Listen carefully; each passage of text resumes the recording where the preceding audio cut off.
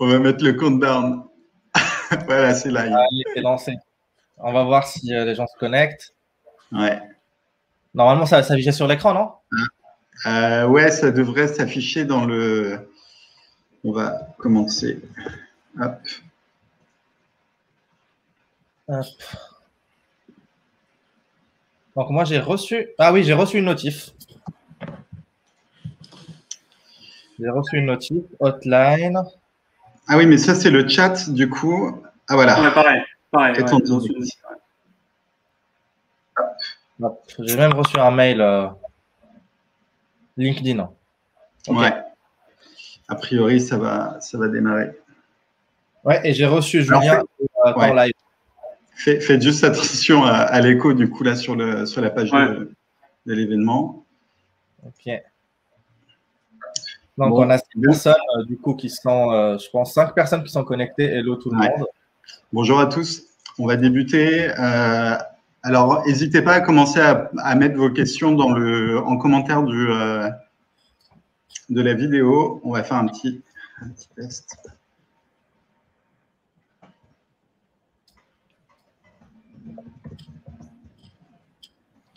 Voilà, donc le but de ce live, c'est de répondre à toutes vos questions sur Salesforce Marketing Cloud. Donc, n'hésitez pas, qu'elles soient techniques, métiers, sur le produit lui-même. Voilà, donc n'hésitez pas.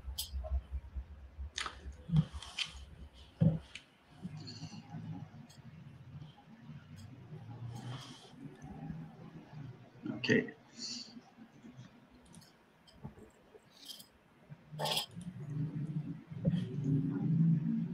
Pour information, c'est notre première expérience live.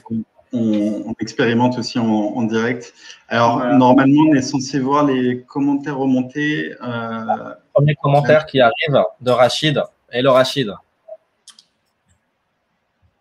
Rachid.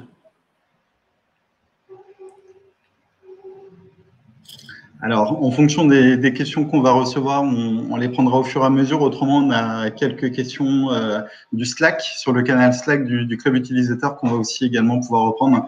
Donc, on va attendre juste quelques minutes que tout le monde se connecte et on va débuter. Du coup, Julien, de ton côté, on n'a pas le nombre de personnes connectées sur le stream? Sur le stream, il y a une dizaine de participants déjà. D'accord. Hello Zacharia. Et Zacharia. Et Zacharia. Salut de Zacharia. Du coup, on est 3 Zacharia.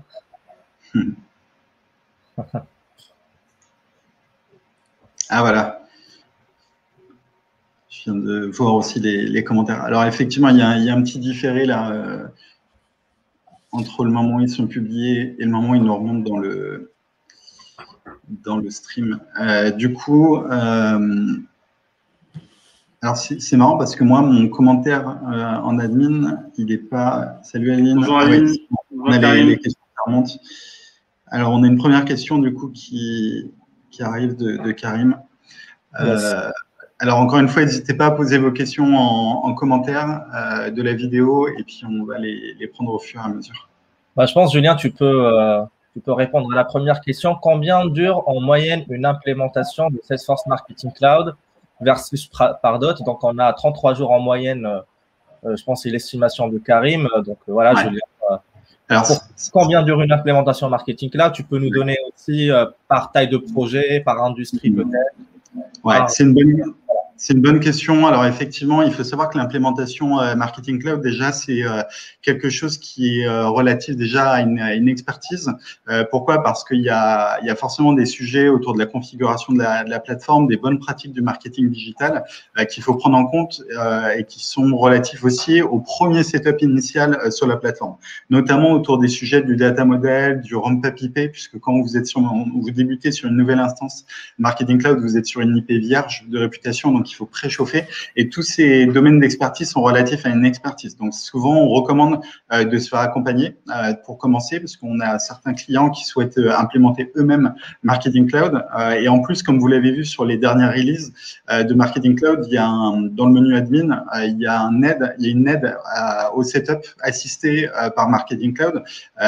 Donc, notre recommandation, c'est de se faire accompagner. Maintenant, pour répondre à la question, la durée moyenne d'une implémentation, elle est généralement généralement, pour un petit projet, on va dire entre 6 à 8 semaines, donc ce qui peut se découper entre 2-3 semaines de design, 3 semaines de build, où on va implémenter la solution, et puis après voilà une phase de déploiement avec de la formation, de l'assistance aux UAT, hein, quand les utilisateurs vont tester la solution, que tout fonctionne bien, et s'approprier la Marketing Cloud. Donc voilà, généralement on est à peu près sur cette phase-là sur du Marketing Cloud. Sur du Pardot, ça peut être sensiblement plus court, sachant que là-dessus l'implémentation peut se faire en 3-5 semaines. Voilà, en fonction toujours des volumes, hein, puisque sur Marketing Cloud, on sera sur ce qui va prendre du temps, c'est surtout le data model, l'intégration des données, la conception des emails. Dans Pardot, ça peut être le volume de formulaires, la stratégie de contenu, etc. Donc, il y a des choses qui peuvent un peu varier sur des volumes. Il y a aussi, si je peux ajouter à ça, il y a aussi des choses à prendre en considération. Donc, quand on parle de Setup Marketing Cloud, c'est est-ce qu'on parle d'une seule business unit? Est-ce qu'on parle de plusieurs business units? Est-ce qu'on parle d'un environnement cross-cloud? Est-ce qu'on parle d'un environnement vraiment mono-cloud avec du marketing cloud en standalone? Et aussi des considérations par rapport en particulier par rapport aux implémentations cross-cloud, où là, il faudrait des prérequis. Donc, il faut vraiment tenir compte du délai des prérequis qu'on doit mettre en place en amont de la vraie implémentation marketing cloud. Donc, il y a quand même une phase de design pour s'aligner avec les autres clouds qu'il faut pas oublier, en plus du setup, on va dire, pur et dur de la plateforme. Donc, tout ça, c'est des considérations qui sont très importantes dans le cadre du scoping, de combien de temps prend la mise en place de marketing. Et peut-être pour compléter une dernière fois, je pense que l'autre sujet qui est très intéressant, c'est les use cases. Donc, combien de use cases vous les mettez en place? Est-ce que c'est 1 ou 2 use cases récurrents qui sont le welcome email et peut-être la newsletter, ou est-ce qu'on est sur des use cases beaucoup plus larges avec pas mal d'intégration, etc. Donc, ça aussi, ça peut vraiment contribuer à augmenter drastiquement le temps d'implémentation parce qu'on est face à des use cases hyper larges, etc. Alors après, il y a un troisième point aussi, en plus des business units et des use cases qui peut faire varier le poids de l'implémentation, ça va être les canaux que vous voudrez activer. Si vous activez du mobile connect, donc du SMS, du mobile push sur de l'application mobile ou des canaux spécifiques, il y a aussi du social studio qui est un canal à part entière, hein, sur une plateforme de gestion du monitoring des réseaux sociaux. Là-dessus, effectivement, il faut prévoir généralement, grosso modo, 2 semaines en plus par canal, ce qui permet de faire un peu de design et d'implémentation autour de chaque solution. Voilà, donc ça, c'était pour la question de Karim. De rien. On avait une deuxième question de Zakaria. Est-ce qu'on peut supprimer des extensions de données synchronisées, exemple objet contact? Donc, j'imagine que c'est une question liée au connecteur avec Salesforce. Vas-y, Akram, tu veux répondre? Oui, alors, de mon expérience, on peut supprimer les synchronisations. Après, ça a évolué parce que je pense que, enfin, de mon expérience, ça date d'un peu il y a longtemps. Quand on débranche le connecteur, c'est sûr que les objets sont désynchronisés, donc il faut les resynchroniser. Maintenant, est-ce qu'on peut les supprimer une fois qu'on les a synchronisés et que le connecteur est mis en place? De ma mémoire, qui date d'il y a longtemps, je pense pas. Est-ce que la plateforme a évolué? Je pense que Zach est la personne. Ouais, voilà. Du coup, je peux apporter plus de précision. Donc, est-ce qu'on peut désynchroniser un objet? Oui. Donc, si on veut que la data extension synchronisée ne s'affiche plus dans le dossier data extension, il faut donc désynchroniser l'objet. Si on ne désynchronise pas l'objet, du coup, la table va toujours s'afficher.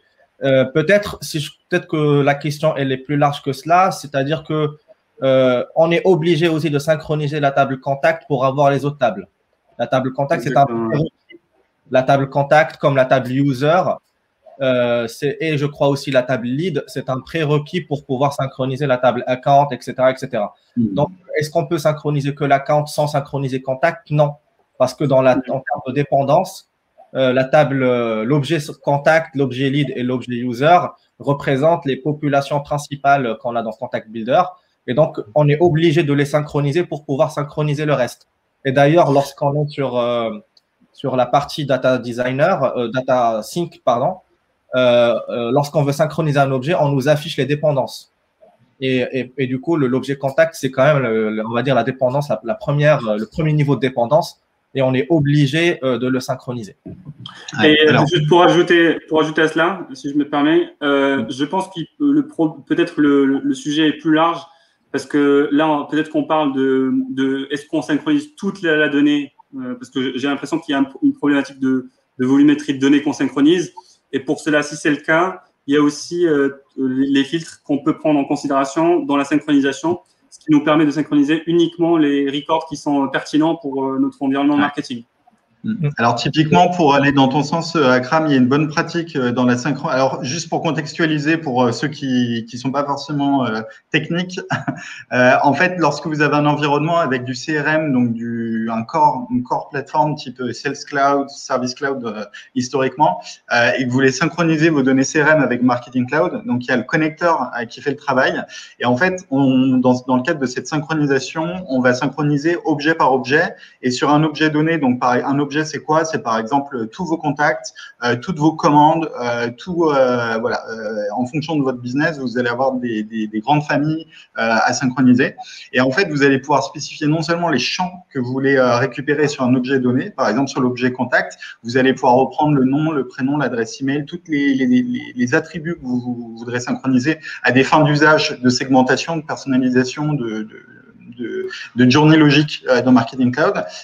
Et donc, comme le disait Akram, vous allez aussi pouvoir filtrer sur la base de critères, notamment un champ booléen ou une date de création, pour pas avoir à importer forcément tous les contacts. Et donc, comme dans Marketing Cloud, vous le savez, on est aussi facturé en fonction du volume de contacts synchronisés et adressables dans la base. Ça peut être intéressant de définir un champ booléen, donc une checkbox qui permettra de synchroniser uniquement ces contacts-là du CRM vers Marketing Cloud. Typiquement, ce champ, une bonne pratique, c'est de se dire, par exemple, tous ceux qui sont opt-out, tous ceux qui ne sont pas adressables, par exemple, tous ceux qui sont held dans la All Subscriber List, vous définissez tout plein de critères d'éligibilité qui vont tous se synchroniser sur le même champ, donc Synchronize Marketing Cloud. Et si le booléen, il est sur le bon statut, alors c'est synchroniser les contacts. Ce qui permettra de désynchroniser finalement les contacts qui ne sont plus éligibles et de ne plus les avoir dans Marketing Cloud et donc d'être dans le bon nombre de volumes.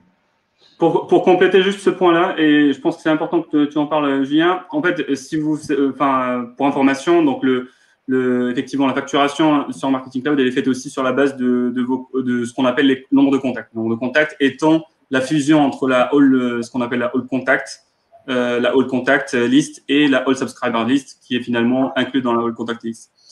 Donc, en fait, le compte de ces contacts-là est fait sur la base de la All Subscriber List et la All Contact List, qui est issue de ce qu'on appelle les populations. Donc, quand on synchronise des objets à partir de notre CRM, on crée des populations, donc notamment sur l'objet contact. Et donc, forcément, on a le nombre de comptes nombre de contacts, qui augmente. Donc, c'est pour ça que c'est une bonne pratique de mettre en place on va dire des règles métiers au niveau du CRM pour qu'on puisse filtrer sur que de la donnée pertinente pour nous. Donc là, en fait, on a une Zakaria qui nous dit que effectivement, sa question, elle était liée à la volumétrie. Et est-ce qu'il y a une relation entre le nombre de data qu'on a dans nos extensions de données et l'offre qu'on paie de Marketing Cloud? Donc là, la réponse est oui. Donc après, ce n'est pas toutes les extensions de données. C'est surtout les contacts. Donc, lorsqu'on est dans un environnement cross-cloud, il faut voir la table des contacts et la table des users et la table des leads. Ces trois tables-là génèrent ce qu'on appelle des contacts dans Marketing Cloud. Et c'est cette volumétrie de contacts qui est facturée par Salesforce. Donc, pour avoir une idée claire du nombre de contacts qui seront facturés, il faut aller dans Contact Builder, dans l'onglet All Contacts, et en cliquant sur le bouton All Contacts, on aura la somme de tous les contacts qui sont facturés et très simplement, sans rentrer forcément dans les détails, mais le chiffre affiché, ça sera la somme des contacts Salesforce plus les leads Salesforce plus les users Salesforce si on est dans un environnement cross-cloud où que la seule source de contact vient. Alors, on nous demande souvent, il y a une question qui revient souvent hein, sur Marketing Cloud, c'est est-ce qu'il existe un dashboard de monitoring de tous nos KPI de facturation, donc le nombre de contacts, le nombre d'emails envoyés, quoi de super messages consommés, etc. En fait, donc il y a des choses qui vont un petit peu dans ce sens-là. Typiquement, vous avez vu que dans les Synchronized Data Extension, il y a une nouvelle colonne qui est apparue. Il y a déjà pas mal de releases sur le compte de contact. Sinon, il y a la méthode que Zacharia vient de dire.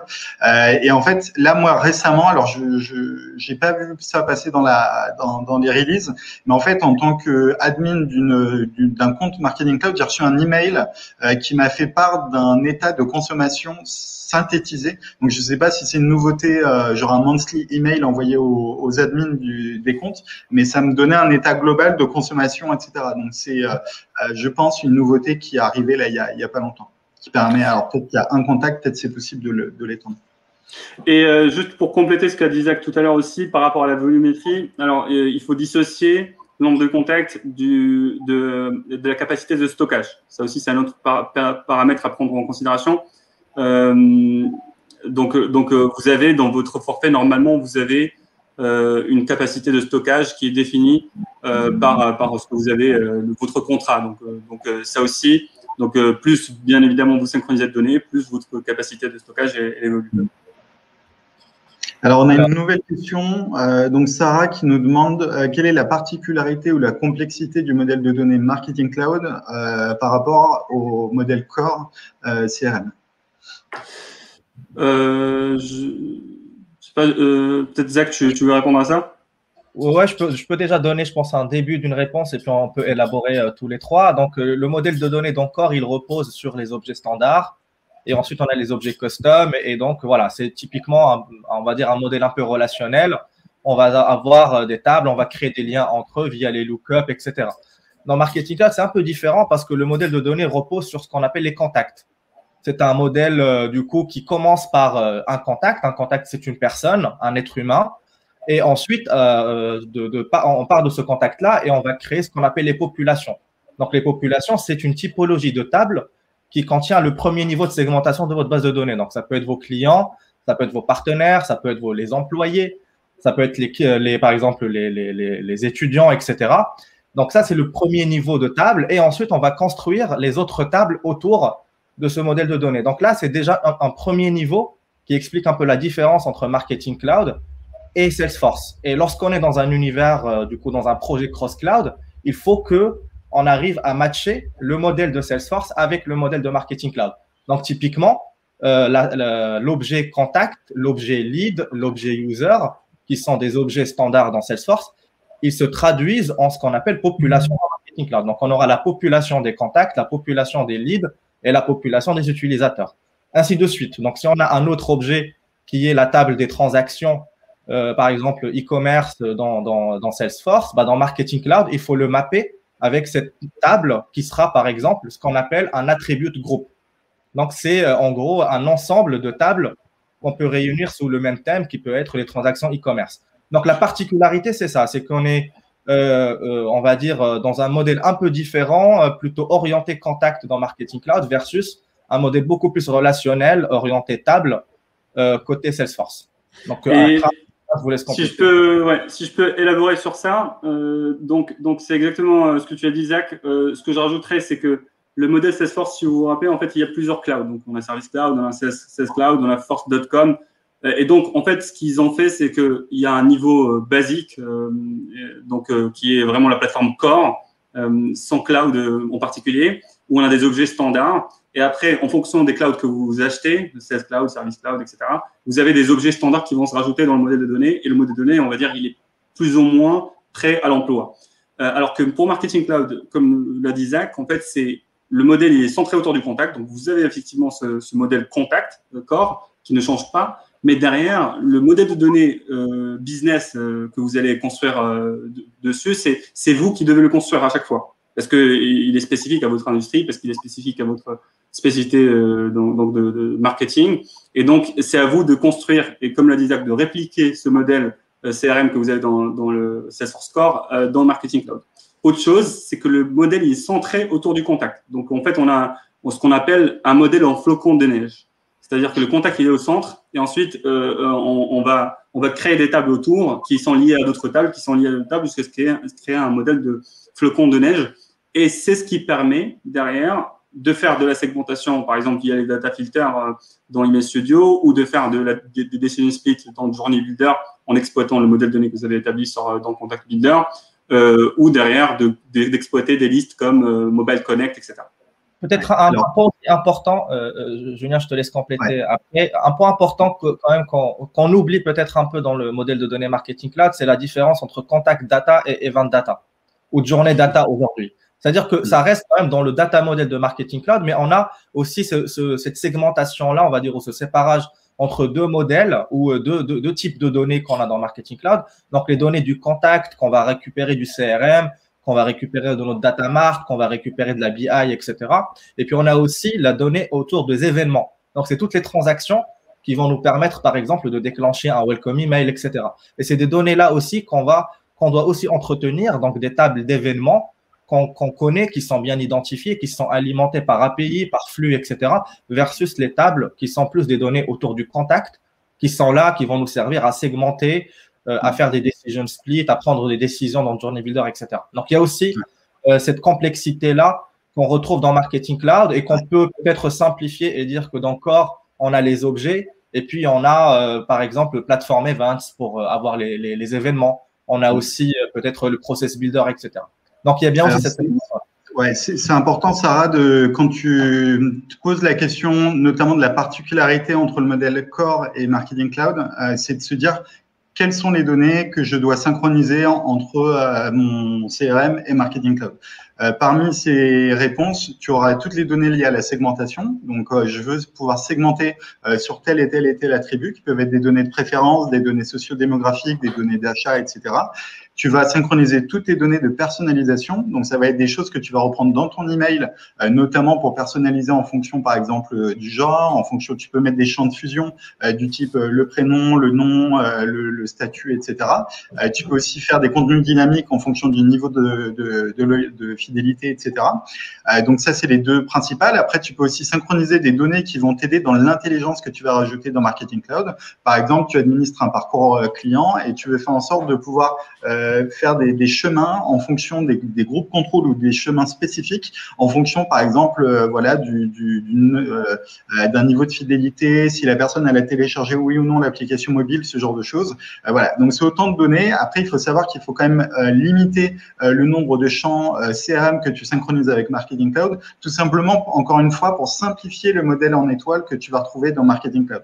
Alors, Akram a parlé de modèle en flocon de neige. C'est la différence entre un modèle en étoile et un modèle en flocon de neige. Pour moi, ce sera surtout si tu veux faire de la segmentation, on essaye au maximum d'avoir autour du contact un niveau de relation pour pouvoir simplifier la segmentation, notamment avec les data filters. Si on est sur du SQL, on pourra effectivement être en flocon de neige.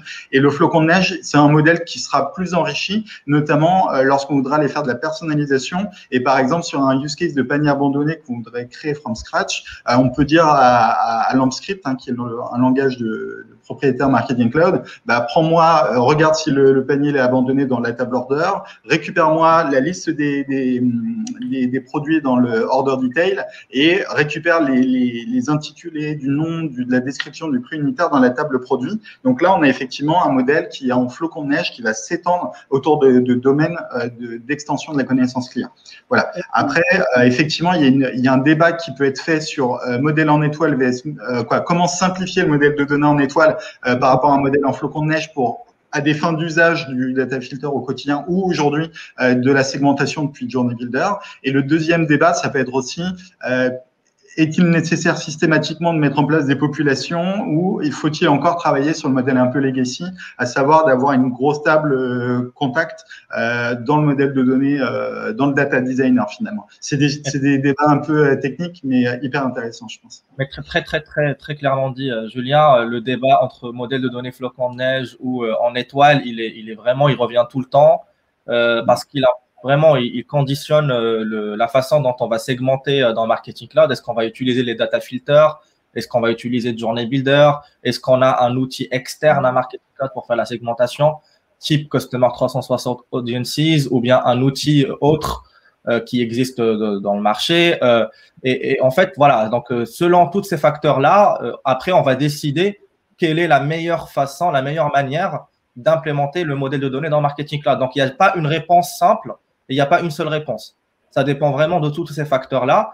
Pour un petit client, en fait, dont la data se résume à la donnée contact plus peut-être 2-3 autres tables, bah là, on peut utiliser Data Filter et donc on n'a pas besoin d'avoir un outil externe de segmentation. Et le modèle de données, il sera plutôt un modèle en étoile, limite un modèle sur une seule table. Mais si on va sur des clients ou d'autres industries où on a vraiment une panoplie de tables ou des sources de données vraiment complètement diverses, là, la question se pose réellement. Est-ce qu'on va partir sur un modèle en étoile et donc on est un peu limité vis-à-vis des data filters et donc on va trouver une autre façon de segmenter, ou est-ce qu'on va essayer de dénormaliser en fait toutes les tables et revenir vers un modèle en étoile avec ses limitations bien évidemment, etc. Donc c'est des questions au final qui sont très très structurantes, c'est des questions qu'on va se poser vraiment dès le début de la phase de spécification sur un projet Marketing Cloud, et c'est quelque chose qui va orienter votre implémentation et du coup, voilà, même la façon de construire les journey builders, etc. Donc, alors, il y a une chose qui est sûre en tout cas, c'est on en a déjà parlé dans nos précédents événements, c'est l'orientation que prend Marketing Cloud dans la durée.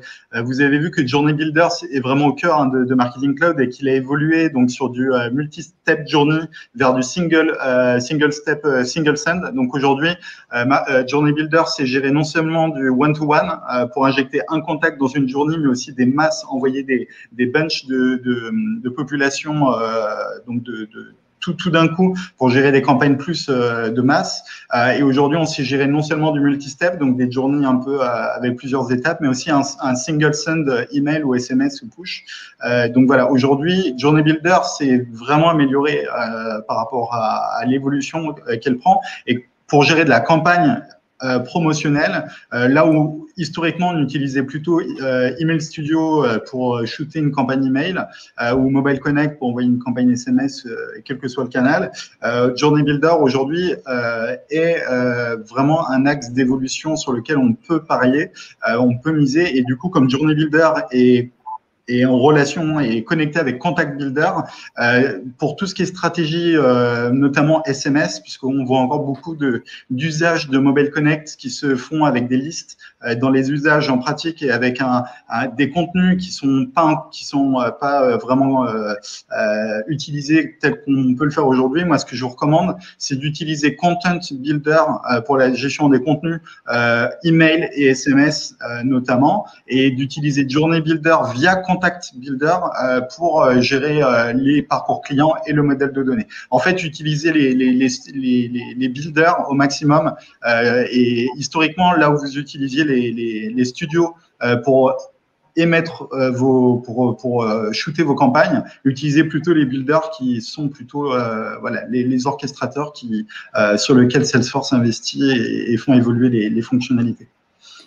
Et juste pour compléter, parce que je pense que c'est un point très important, ce point de gestion de la donnée dans Marketing Cloud qui se pose à chaque fois qu'on a affaire à un projet Salesforce Marketing Cloud, c'est le point de la segmentation et comment on gère notre segmentation sur cette plateforme. Et donc, c'est là où c'est important de classifier les usages. Je pense qu'il faut commencer par vraiment les usages métiers que vous avez régulièrement avec la donnée, de les classifier selon la catégorie. Est-ce que j'ai besoin de la donnée pour l'orchestration? Est-ce que j'ai besoin de la donnée pour une segmentation simple? Ou est-ce que j'ai besoin de la donnée en fait, est-ce que j'ai des besoins de ciblage sur de la segmentation avancée? Donc, comme l'a dit Isaac tout à l'heure, sur plusieurs niveaux de données, sur plusieurs tables, etc., avec des jointures, etc. Donc, ça va te permettre de définir votre modèle de données et d'agréger le bon niveau d'information dans votre modèle de données en étoile ou en flocon de neige, pour qu'après, on puisse orchestrer dans le Journey Builder avec de la bonne manière, ou filtrer avec des filtres, ou aller chercher d'autres solutions du marché type Customer 360 ou D-Select ou d'autres vendeurs de solutions externes pour segmenter d'une manière avancée ou voir le SQL bien évidemment. Donc ça, c'est le point clé toujours dans un scoping de projet marketing, c'est de définir les usages en termes de segmentation. Ouais, sur la segmentation, tu as donné un exemple. Alors, on ne peut pas toujours être en flocon de neige, hein, comme vous le dites bien, messieurs. Typiquement, si vous êtes par exemple dans une industrie de transport, par exemple dans le train ou dans l'aéronautique, etc., et que vous avez par exemple des trajets avec des tronçons, sur ce trajet, vous pouvez être amené à segmenter sur des personnes qui ont suivi ce trajet et ce tronçon, etc. Donc, avoir des jointures entre différentes tables de données. Dans ce cas-là, effectivement, il existe des solutions après, des ISV D-Select, comme l'a cité Akram, qui sont pleinement intégrés dans Marketing Cloud et qui permettent aussi de vous simplifier la vie sur des usages du coup qui sont rendus fonctionnels et non techniques, puisque ce serait possible nativement dans Marketing Cloud via du SQL. Vous avez des outils clés en main non techniques qui permettent aussi d'avoir le même résultat en pratique. Alors, on a une autre question de Leila qui dit « Est-il possible d'ajouter des contacts dans un Journey Builder via une activité ?» Aujourd'hui, on a une activité update contact seulement. Alors, c'est marrant parce que ça pose une problématique qu'on a déjà eu à traiter avec Zach et Julien il y a longtemps. Et donc, c'est la jointure des journeys. Donc, en fait, comme vous le savez…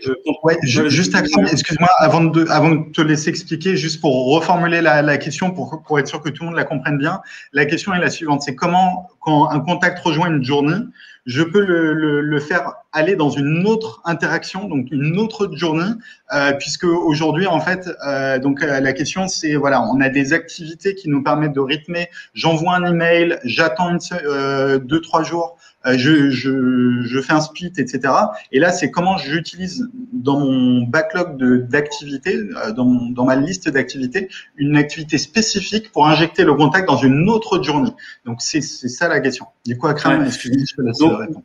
Donc, en fait, dans le cadre du scoping, quand vous avez vous savez, vous connaissez le cycle de vie classique. Donc, à chaque fois, on a à définir le cycle de vie et à définir comment le client il va arriver. Donc, et il va être adressé selon le cycle de vie, de la partie acquisition à la partie engagement, rétention, etc., etc. Donc, de tout le cycle de vie du client.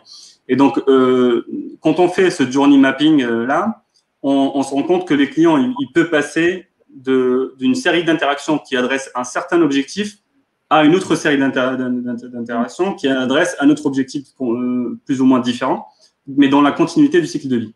Et donc, c'est là où la problématique de jointure, comme l'a dit Julien, entre les différentes journées, il se pose. C'est-à-dire que le cycle de vie, bien évidemment, on ne peut pas le gérer dans toute la journée parce qu'il y a des événements qui arrivent entre-temps. Tu as des événements qui ne sont pas forcément liés on va dire, un moment d'attente dans le temps. Et donc, ils peuvent arriver à n'importe quel moment, etc. Donc, il y a pas mal de problématiques comme ça. Et donc, le besoin qui se pose tout le temps, c'est comment je fais sortir mon client de la journée lorsqu'il se passe quelque chose et je le rentre dans une autre journée pour continuer l'interaction.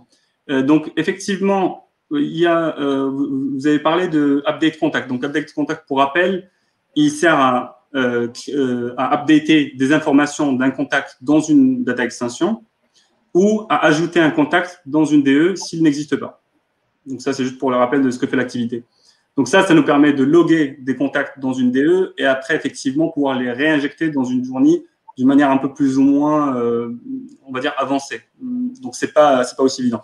Donc, aujourd'hui, de ma connaissance, il n'y a pas d'outil qui permet de le faire. On peut le faire en utilisant ce qu'on appelle des custom activities. Donc ça, c'est vraiment avec du pure dev qui sont intégrés dans le Journey Builder. Donc, on peut créer des activités qui peuvent nous permettre de le faire et de faire des jointures avec des journées donc en pure custom.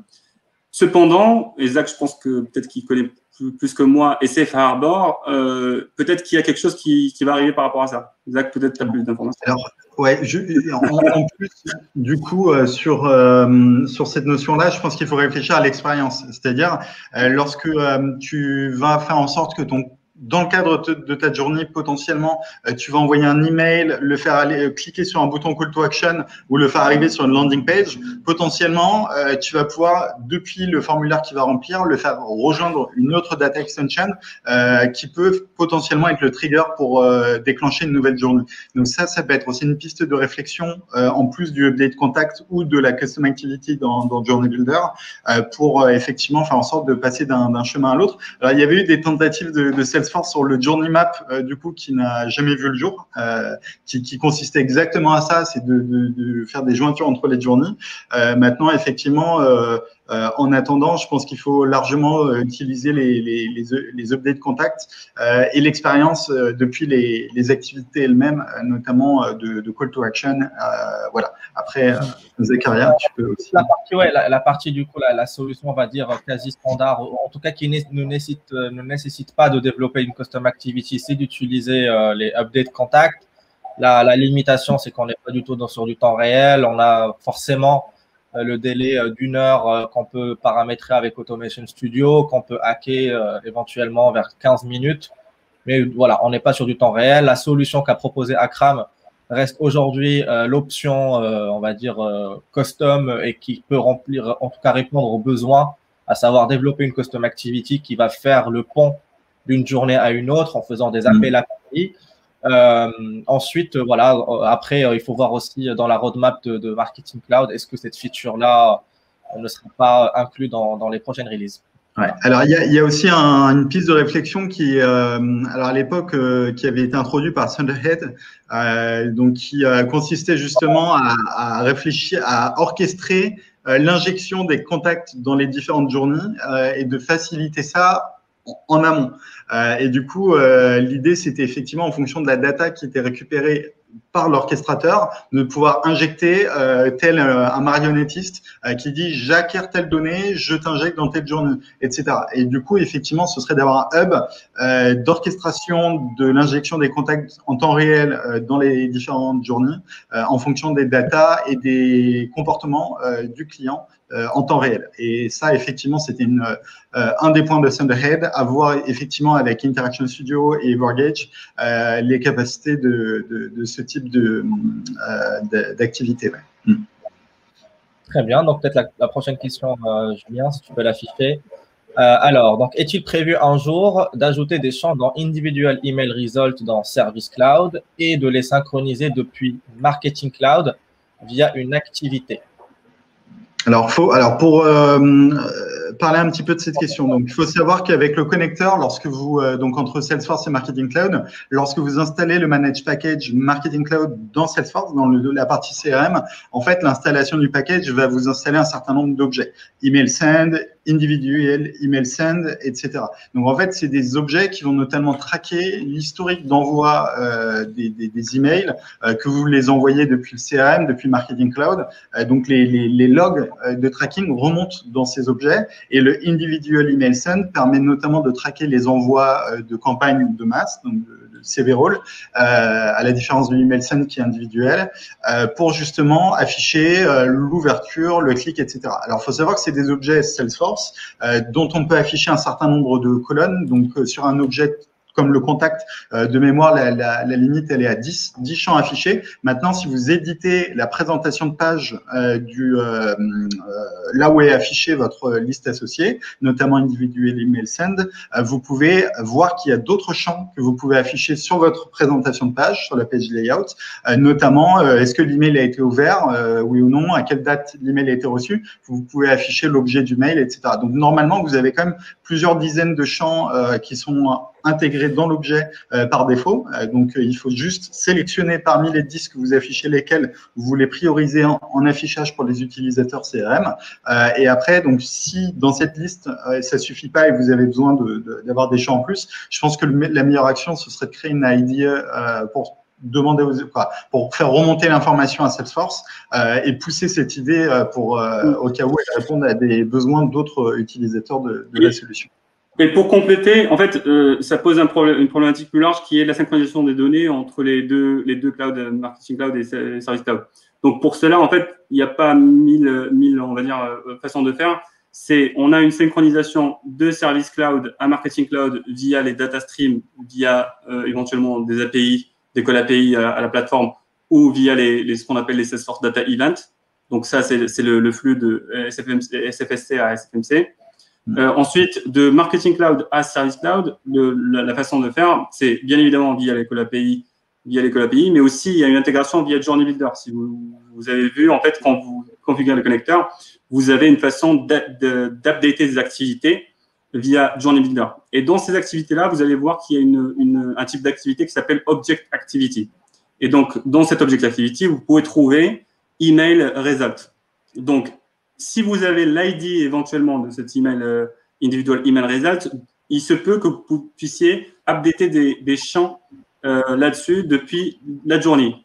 Alors, je parle vraiment, c'est le seul endroit où je vois où on pourrait updater d'une manière un peu standard, à part, bien sûr, de faire des API à la plateforme.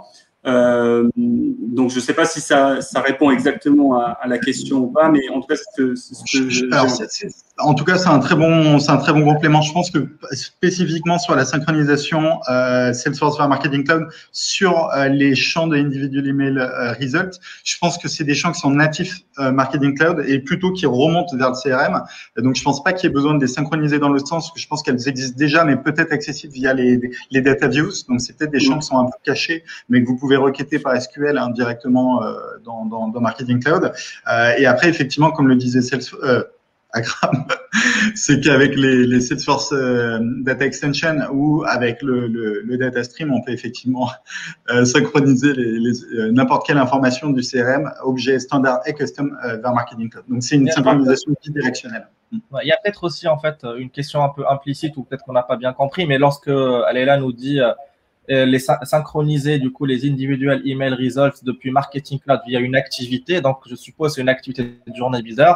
Et en fait, la question implicite, c'est de pouvoir sélectionner finalement quels sont les emails qu'on va propager vers le CRM.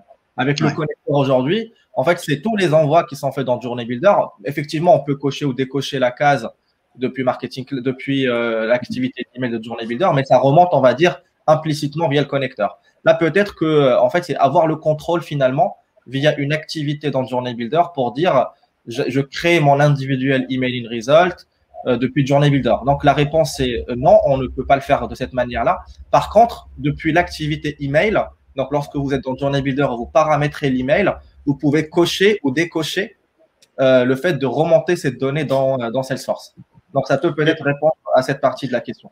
Ouais. Et du coup, juste pour résumer juste, sur ces points-là, donc il y a le point de comment je synchronise mes données avec Individual Emails, et c'est le point que mentionnait Zach, en cochant la case synchronisée avec Service Cloud. Et il y a le point de, une fois que j'ai créé des champs au niveau de l'objet Individual Emails dans Service Cloud, comment je peux les updater via Marketing Cloud.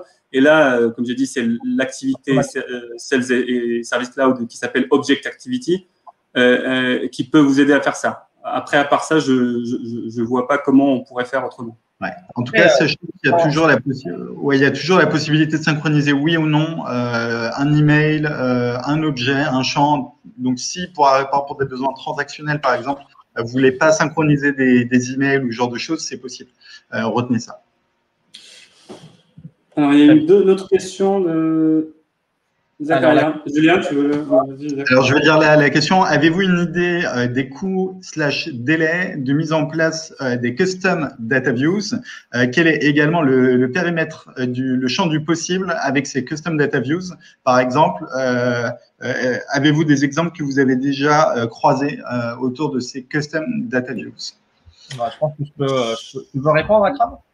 Non, alors juste sur la partie exemple, nous on a déjà eu l'occasion de créer des data views par rapport à de l'enrichissement de données par rapport aux SMS. Donc ça c'est pour l'exemple. Sinon pour le coût et les détails et le scope, je pense que c'est plutôt toi Zach qui peut donner plus d'infos. Voilà, juste pour répondre simplement, donc on a ce qu'on appelle les standard data views, donc c'est les open, les clics sur les emails. On a quelques data views sur le canal SMS, sur les journées, les données de journée, etc. Donc ça, c'est des tables qui sont accessibles depuis l'interface de Marketing Cloud par les clients et par les partenaires. Après, il faut comprendre que Marketing Cloud contient aussi d'autres tables qui sont beaucoup plus système et qui ne sont pas requêtables depuis Marketing Cloud et qui présentent des données encore plus enrichies on va dire, de Marketing Cloud. Donc, en gros, la Custom Data View, ça consiste à créer des tables qui seront disponibles depuis Automation Studio ou bien depuis Query Studio et qui permettent en fait d'afficher de la donnée qui n'était pas accessible au début. Donc, en gros, un scope, par exemple, un exemple qu'on voit souvent, c'est j'ai envie d'avoir l'historique de mes journées, à savoir que chaque client J'ai envie de voir dans quelle activité il est passé. Est-ce qu'il a reçu un email, un push à telle heure, à telle date, etc. Donc, ces données-là, ça peut être du coup des données qui peuvent intéresser un outil externe comme la BI pour faire des croisements, calculer des rapports et des dashboards. Donc, ces données-là, on peut pas les calculer aujourd'hui depuis les data views standards de Marketing Cloud.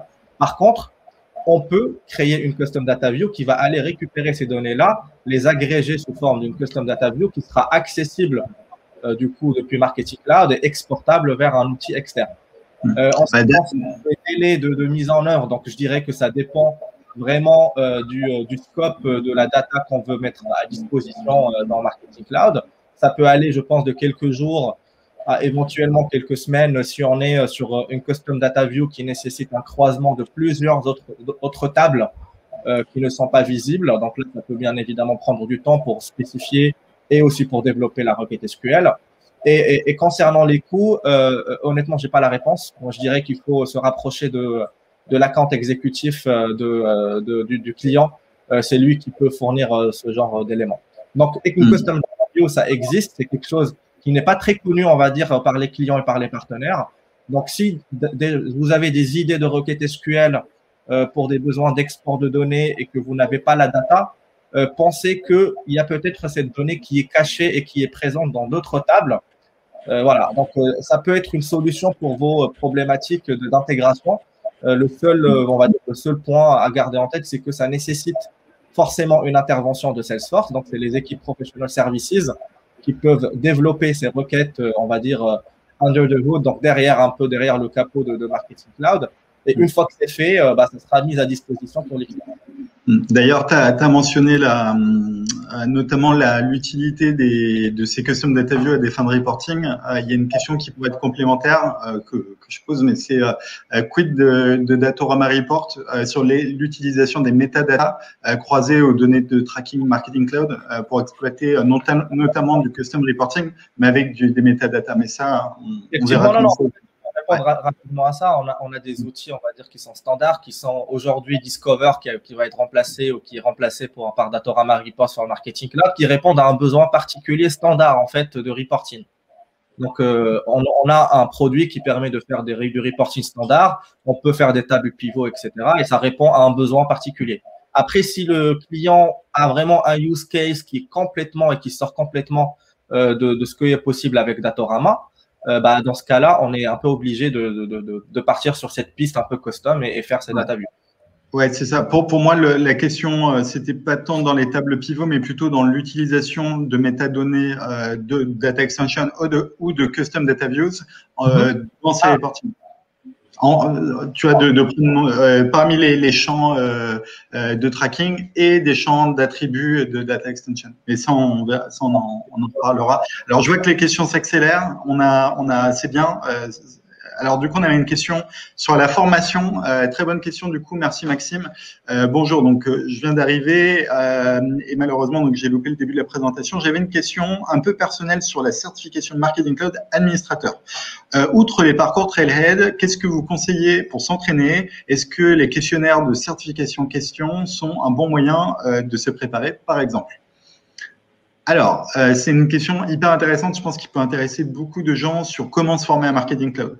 C'est effectivement, comme tu le dis, Trailhead, c'est un super outil. Pour ceux qui ne connaissent pas trailhead.com, vous allez sur le site, vous avez des parcours thématiques autour de Salesforce, non seulement sur Marketing Cloud, mais sur des modules spécifiques à l'administration de Marketing Cloud, soit pour comment bien débuter, etc. Donc déjà, je pense que c'est bien de suivre les Trailhead pour monter en compétences.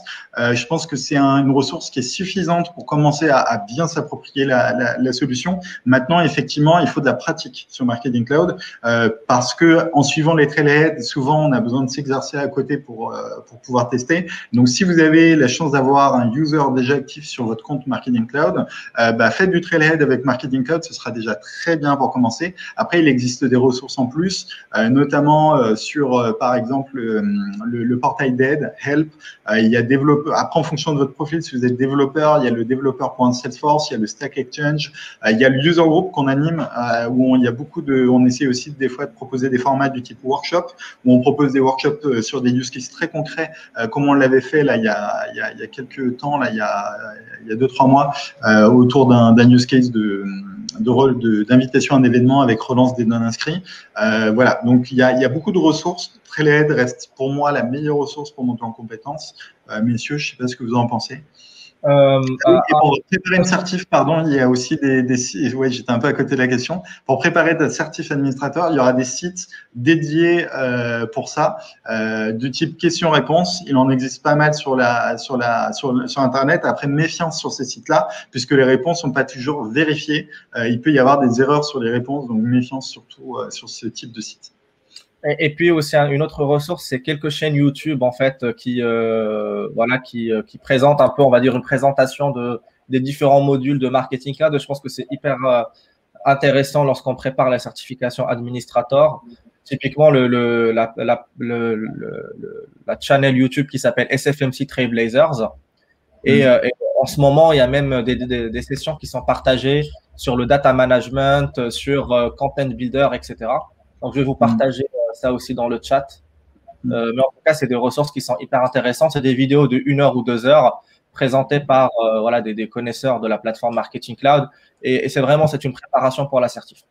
Après, il existe aussi des centres de formation agréés autour de Salesforce qui peuvent vous accompagner sur des formations thématiques accès certification. Salesforce aussi propose, alors, surtout aux partenaires, mais aussi via les accélérateurs aussi des formations aux utilisateurs pour justement aider dans le cadre d'une préparation à une certification. Donc voilà, il existe beaucoup de ressources, des centres de formation, des sites spécifiques, questions-réponses, les outils en ligne, les chaînes YouTube. Voilà, il y a plein de ressources là-dessus.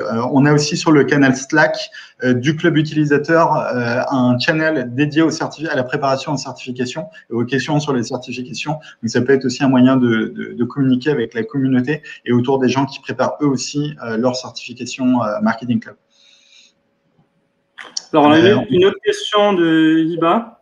Bonjour, pour un client qui hésite entre automatiser les envois des emails via Salesforce ou implémenter Salesforce Marketing Cloud, donc Salesforce Core versus Salesforce Marketing Cloud, c'est quoi la spécificité de Marketing Cloud sur ce besoin? Valeur ajoutée, merci beaucoup.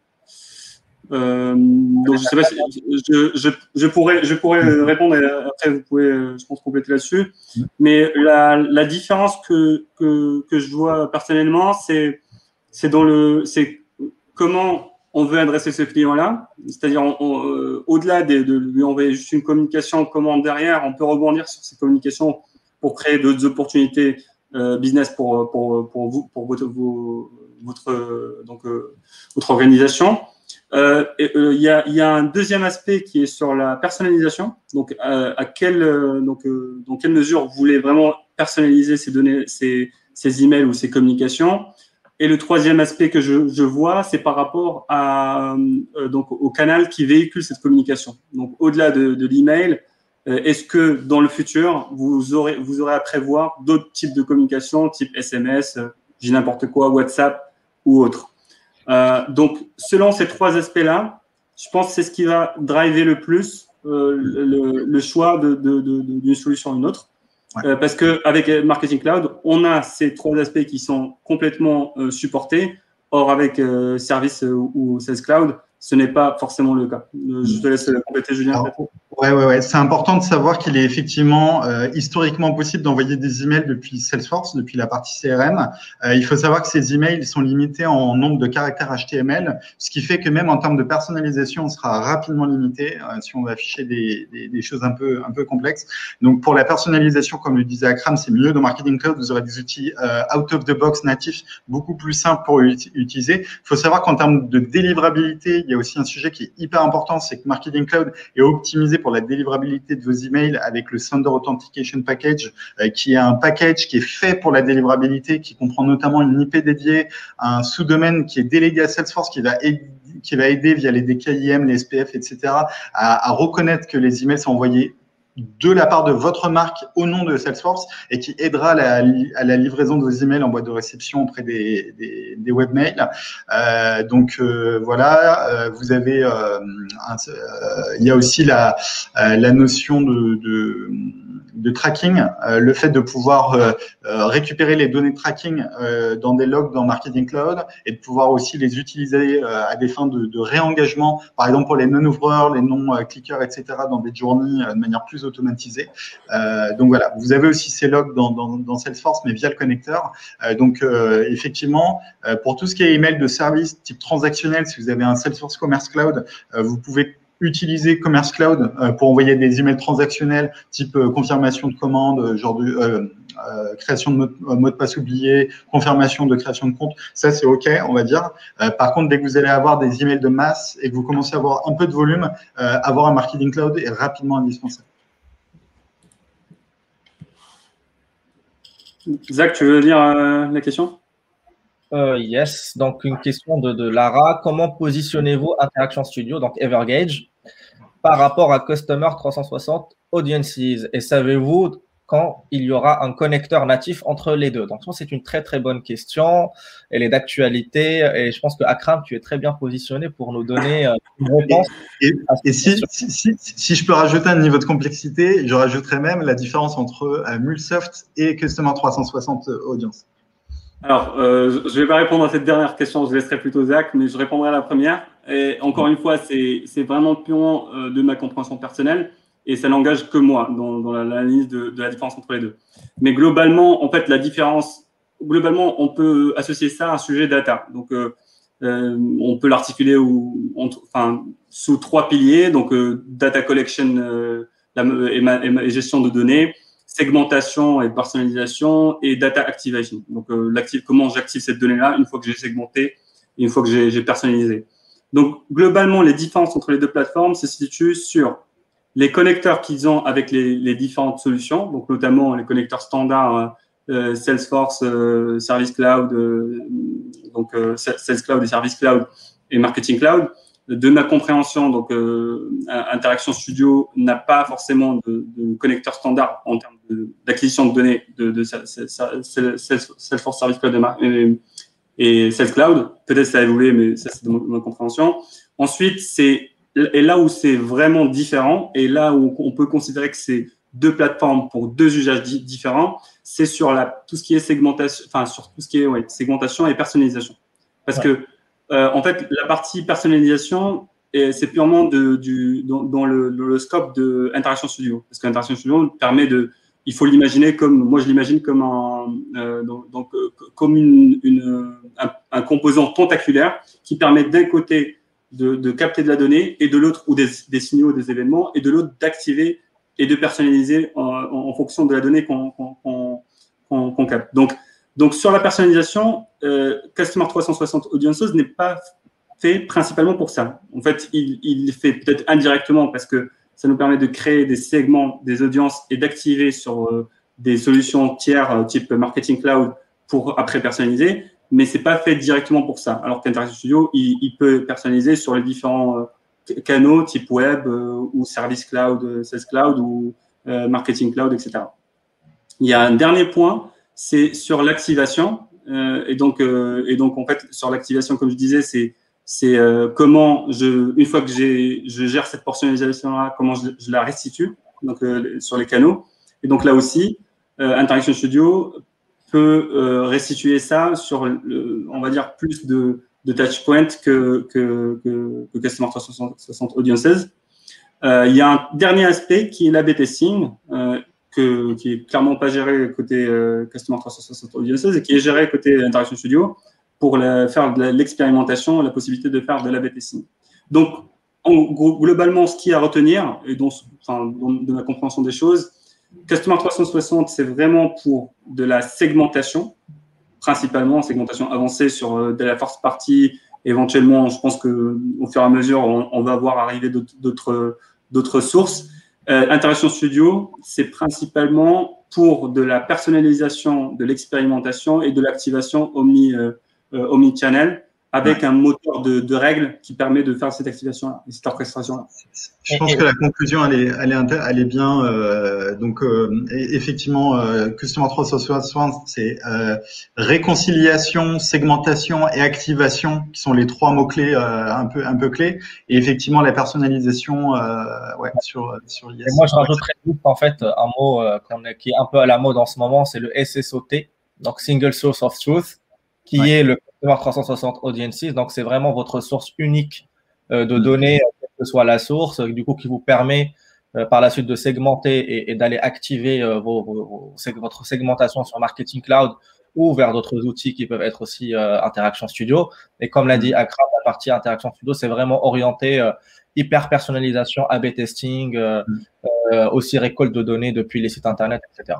Je pense qu'il reste aussi une minute. Pour répondre à la dernière question, juste pour clôturer sur C360, on peut dire qu'il est assez central et qu'il peut être connecté. IS peut être une source de données parmi d'autres, mais effectivement, que la Customer 360 et la CDP sera vraiment au centre de l'écosystème Salesforce. Donc, à suivre, on fera des sujets là-dessus. Alors, on avait une dernière question et après, on va devoir clôturer.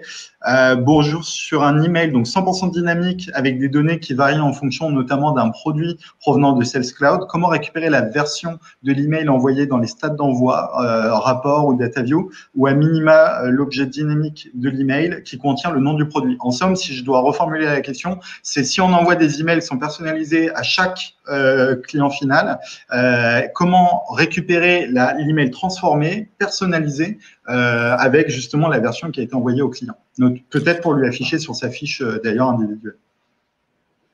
Alors, j'ai l'impression que c'est un sujet lié à la SendLog, qui peut être lié à la SendLog. Je ne sais pas ce que tu en penses, Zach. Mais que globalement, en fait, la problématique, c'est de pouvoir, sur des objets qui sont dynamiques, pouvoir récupérer l'historique de ce qu'on a mis dans chaque objet, dans chaque envoi, si j'ai bien compris, en tout cas. Je pense donc, par exemple, si je t'envoie un email à Zachary et à Akram, toi, tu vas recevoir le produit A et Zach le produit B. Comment je peux, si je vais sur ta fiche client CRM, comment je peux voir que tu as reçu l'email avec l'image A, ce qui permettrait de personnaliser l'échange avec le client, par exemple, en disant vous avez reçu l'image A et du coup, on voit tout de suite que c'est l'image A, quoi. En fait, Julien, juste pour ma compréhension, aujourd'hui, via le connecteur, on a juste le nom de la variable qui remonte, c'est ça? On a juste %. C'est ça, Julien? Ouais, en gros, est-ce qu'on peut avoir, par exemple, je crois que c'est le cas, une version dans les SendLog, d'avoir une version du HTML envoyée et personnalisée au client qui est transformée avec notamment les champs de fusion, etc. Alors, je pense que la question n'est pas forcément claire parce que ma compréhension est différente, mais en tout cas, je pense qu'il y a une partie où il y a des attributs type objet dynamique qui sont mis au niveau de l'email d'une manière très dynamique pour chaque client. Donc ça, on peut les loguer dans ce qu'on appelle le SendLog et après les réconcilier avec les données d'envoi. Donc ça, c'est une manière de récupérer. Donc c'est pas les data view. Donc d'ailleurs, on peut peut-être construire une data view custom par rapport à ça, mais en tout cas, on peut les réconcilier pour les avoir, donc pour les rapports ou pour vos besoins d'analytics. S'il y a une question qui est par rapport à comment je restitue le rendu de l'email qui a été dynamique, qui est fait d'une manière dynamique, là, je pense qu'il faut forcément un développement custom pour passer pour simuler, en fait, il y a un lien qui s'appelle View, Web View, et donc il faudra resimuler on va dire, ce comportement-là pour compiler les variables qui ont été initialement en entrée. Donc je ne sais pas si ça répond à ta question, mais… Il vient de préciser que c'était l'idée d'avoir les statistiques d'envoi par produit finalement. Les statistiques, voilà. Donc en fait, ça rejoint le même point que l'objet. Donc il faut se servir potentiellement de la SendLog pour réconcilier après avec l'envoi. Mais il n'y a aucun moyen de le loguer directement dans le database. Eh bien, je pense qu'on a fait le tour des cette longue phase de questions. Alors, on se rend compte que c'est un format qui vous intéresse toujours autant. Un grand merci à tous les participants et vos questions qui étaient vraiment très intéressantes. Merci à Zakaria, Akram et au staff de l'équipe du Club Utilisateur pour votre contribution, votre participation.